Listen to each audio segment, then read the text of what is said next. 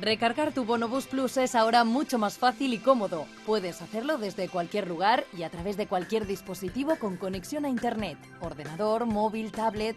Para ello tan solo tienes que entrar en la web de MT Valencia y seguir los siguientes pasos. Pincha en el botón Recarga Online que hay en la página de inicio y que te lleva de forma directa a realizar la gestión.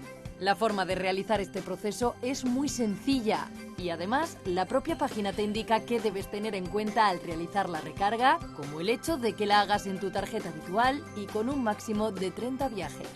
Tan solo tienes que rellenar la información de tu tarjeta Movilis, así como tus datos personales y de contacto. Recibirás un correo electrónico al final de la operación e incluso tienes la posibilidad de obtener también la factura de la recarga. Tras aceptar la política de privacidad y las condiciones de compra, tan solo debes cumplimentar con tus datos de la tarjeta bancaria, comprobando que los datos de la recarga que vas a realizar son correctos.